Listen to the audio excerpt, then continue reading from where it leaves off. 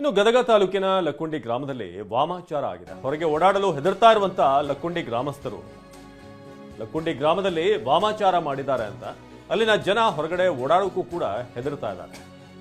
ಗ್ರಾಮದ ಮಹದ್ವಾರದ ಬಳಿ ದುಷ್ಕರ್ಮಿಗಳಿಂದ ಮಾಟ ಮಂತ್ರ ಆಗಿದೆ. ನಕ್ಷತ್ರದ ಆಕಾರದಲ್ಲಿ ರಂಗೋಲಿ ಬಿಡಿಸಿದ್ದಾರೆ. ನಕ್ಷತ್ರದ ಆಕಾರದಲ್ಲಿ ಮಂಗಳಕುಂಡ, ನಿಂಬೆಹಣ್ಣು, ಅರಿಶಿಣ, ಕುಂಕುಮ ಹಾಕಿ ವಾಮಾಚಾರ ಮಾಡಿರುವಂಥದ್ದು ಕಂಡು ಬಂದಿದೆ.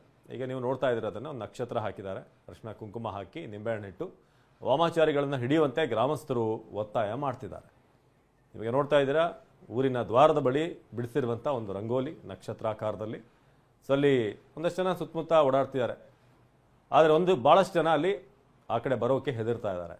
ನಕ್ಷತ್ರದ ಆಕಾರದಲ್ಲಿ ರಂಗೋಲಿ, ಹಾಗೆ ಕುಂಕುಮ, ಅರಿಶಿಣ ಅಲ್ಲಿ ನೋಡ್ತಾ ಇದ್ದೀವಿ, ನಿಂಬೆಹಣ್ಣು ಇದೆಲ್ಲವನ್ನು ಕೂಡ ಹಾಕಿ ವಾಮಾಚಾರ ಮಾಡಲಾಗಿದೆ.